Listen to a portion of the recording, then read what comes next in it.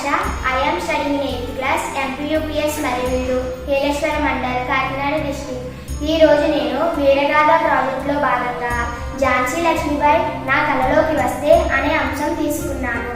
భరతమాత ముద్దుబిడ్డ త్యాగశీలి ఝాన్సీ లక్ష్మీబాయి నా కలలోకి వచ్చి ఎన్నో విషయాలు చర్చించారు. అది ఒక శక్తివంతమైన ఉత్తేజకరమైన కళ.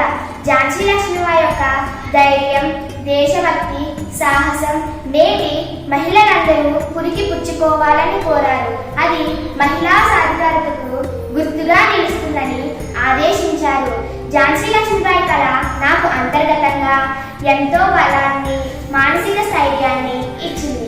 మెరుగైన సమాజ నిర్మాణానికి నా యొక్క బాధ్యతను గుర్తు చేసింది. మహిళ అంటే అబల కాదు, సబల అని మహిళల హక్కులు కాపాడడానికి, మహిళల శక్తిని ప్రేరేపించాలని ఆదేశించింది. సమాజంలో దేశభక్తి పెరగాలంటే మహిళలు చేయి కలిపి కృషి చేయాలని ఆదేశించింది.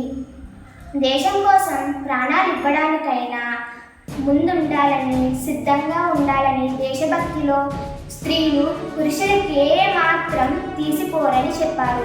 ఝాన్సీ లక్ష్మీబాయి ఆ దేశంతో భరతమాత సేవకు నా జీవితాన్ని అంకితం చేస్తానని, దేశభక్తితో ఉండాలని, నా తోటి వారికి కూడా ఉత్తేజపరిచి దేశ సేవ చేస్తారని ఆ తల్లికి నేను మాటిచ్చాను.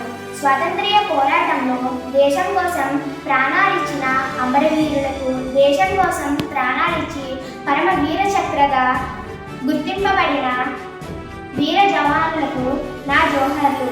జై భరతమాత, జై హింద్.